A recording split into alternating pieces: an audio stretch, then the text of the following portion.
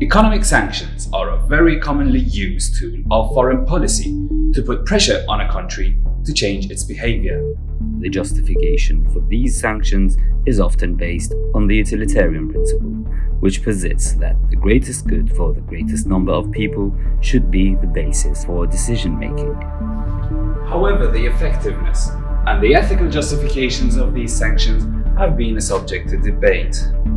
In this video, we will examine the utilitarian justifications for economic sanctions against Russia and Iran.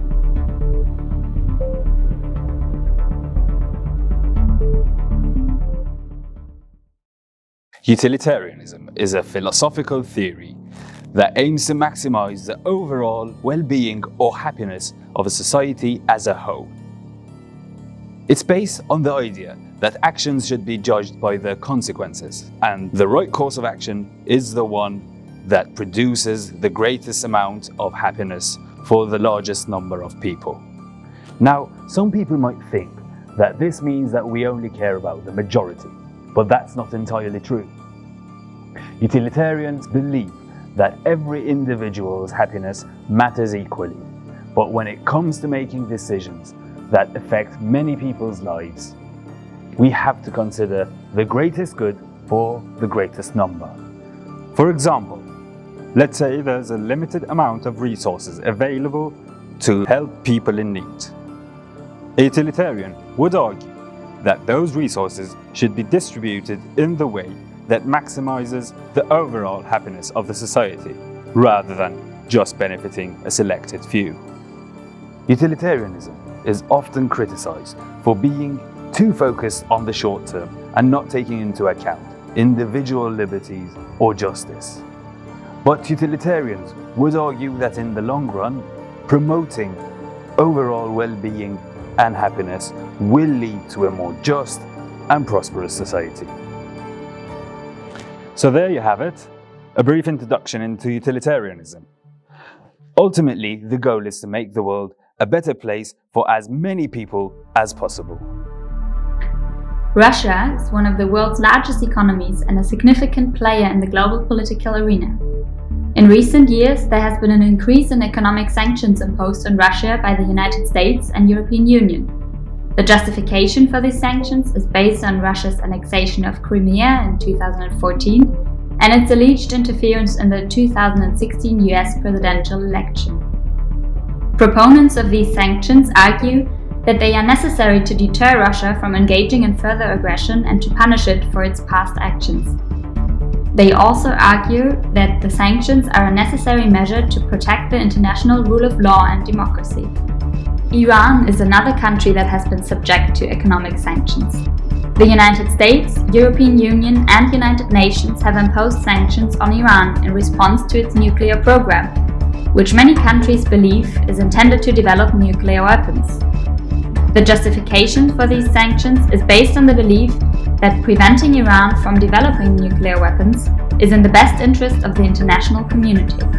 Proponents of these sanctions argue that they are vital to prevent a nuclear arms race in the Middle East and to promote regional stability.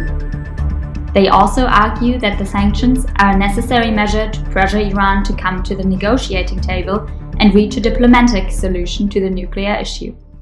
Economic sanctions against certain countries are necessary to promote the greater good. By imposing economic sanctions on these countries, we can deter them from engaging in aggressive behavior and promote international norms of behavior. I see potential benefits for the economic sanctions, but one also must consider the definite harms that it's being caused to the people living in those countries. Sanctions can lead to shortages in goods and services, high inflation and unemployment, which can have a disproportionate impact on the vulnerable populations.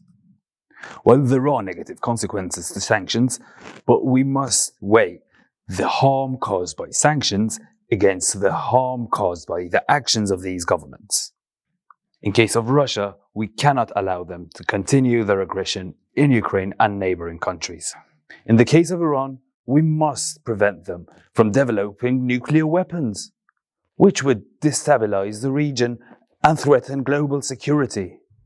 I agree that the actions of these governments should be considered, but we must also take into account the unintended consequences of economic sanctions. Sanctions can lead to strengthening of authoritarian regimes, black markets, and corruptions, which can undermine the very values we seek to promote. What's the alternative?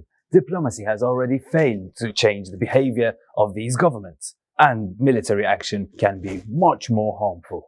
Economic sanctions are a targeted and direct way of pressuring these governments to change their behavior. In the case of Russia, it is unclear if the total harm caused by the sanctions is proportional to the harm caused by the Russian invasion of Ukraine and other aggressions. From an ethical perspective, the utilitarian justifications for these sanctions is also questionable. The harm caused by these sanctions to Russian people and many others around the world may outweigh the potential benefits to the international community. However, the effectiveness of these sanctions has been called into question. While they may have had some economic impact, they have not succeeded in changing Russia's behavior. In fact, they may have even strengthened Putin's grip on power by allowing him to portray himself as a defender of Russian sovereignty against Western aggression. Additionally, these sanctions have had a negative impact on the Russian people, who have seen their living standards decline as a result of the economic restrictions. I agree that sometimes diplomacy and military action may not be viable options, but we must also have an eye for alternative strategies. For example, we could work to promote democratic reforms or support civil society organizations within these countries. This would help to build sustainable institutions that are more resistant to authoritarianism and aggression. While I definitely agree promoting democracy and civil society is important, we must also consider the urgency of the situation. We cannot let aggression and nuclear proliferation to go unchecked. Well, I see your point about the urgency of the situation, but we must also consider the long-term consequences of our actions. Economic sanctions can create resentment and hostility towards the international community, which can undermine our efforts to promote democracy and human rights. Well, absolutely, we have to take into account the long-term consequences of our actions. But we must also consider the instant harm caused by these governments. Still, considering the harm caused by these regimes, sanctions might have a political message but won't necessarily lead to change in the government's behavior. However, they instrumentalize innocent people while they might be completely counterproductive. Well, I see the ethical concerns raised about economic sanctions, but let's not forget about the greater good. Utilitarianism is a consequentialist theory that emphasizes on the importance of the overall well-being and happiness. In this case, economic sanctions may harm some individuals in Russia or Iran, but they are necessary to avoid the greater harm caused by the government's aggression or nuclear proliferation. The ends justify the means as long as they produce the greater good for the greatest number of people. In the case of Iran also, it is unclear whether the harm caused by the sanctions is proportional to the harm caused by Iran's nuclear program. The sanctions have had a significant impact on Iranian economy, leading to high inflation, unemployment, and shortages of basic goods. However, the effectiveness of these sanctions is also subject to debate. While they have had a significant impact on the Iranian economy, they have not succeeded in forcing Iran to abandon its nuclear program. In fact, some argue that the sanctions may actually have strengthened the resolve of Iranian leaders to pursue nuclear capabilities as a matter of national pride and security. Utilitarian perspective aside, it is important to also consider other ethical theories that emphasize individual rights and dignity. From this perspective, imposing economic sanctions that would harm innocent individuals is ethically problematic, even if they are intended for the greater good. I understand the concerns raised by deontological ethics, but we must also consider the practical limitations of respecting individual autonomy in complex political situations. In some cases, we may need to prioritize the greater good over individual rights, especially when dealing with governments and authoritarian regimes that do not respect individual rights themselves. Even regarding the complexity of the situation, we must still uphold ethical principles of fairness and justice. From a virtue ethics perspective, it is important to act in accordance with moral virtues such as compassion, empathy, and fairness.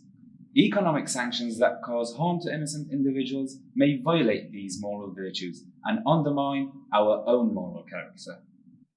While I have very high regards for moral virtues, but we must also consider the practical realities of these situations. In many cases, there is no easy way or morally perfect solution. We must weigh all benefits and harms of each option and make informed decisions that take into account interests of all stakeholders. Well, there's obviously no easy solution, but we must still strive to act ethically and uphold moral principles in our own actions.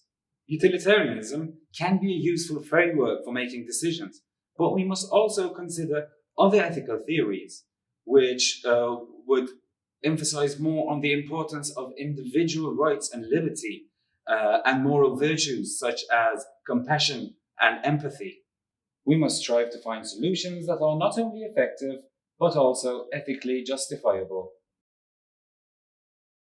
While economic sanctions can be a useful tool in certain circumstances, they should not be viewed as a silver bullet for solving complex geopolitical issues. Instead, policymakers should consider a range of diplomatic, economic, and military options and weigh the potential benefits and harms of each option. Additionally, policymakers should communicate with affected communities, including the people of the targeted countries, to understand the potential impact of the sanctions on their lives and livelihoods. The effectiveness of these sanctions in achieving their stated goals is questionable, and the harm caused to the people of these countries may outweigh any potential benefits to the international community.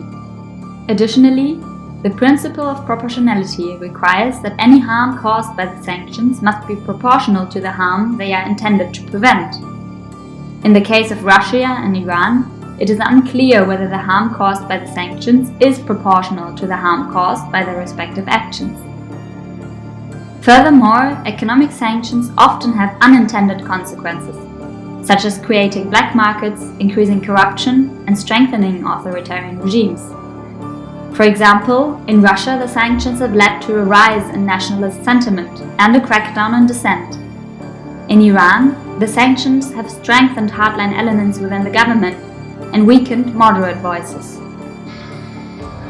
While proponents argue that the sanctions are necessary to deter aggression and promote international norms, the effectiveness of these sanctions in achieving their goals is questionable, and the harm caused to the people of these countries may outweigh any political benefits. Policymakers should consider a range of options and engage in dialogue with the affected communities to make informed decisions about economic sanctions.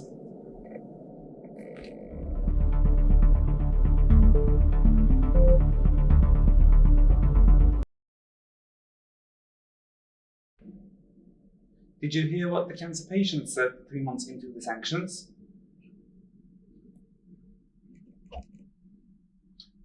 Well, they said nothing, because they were dead.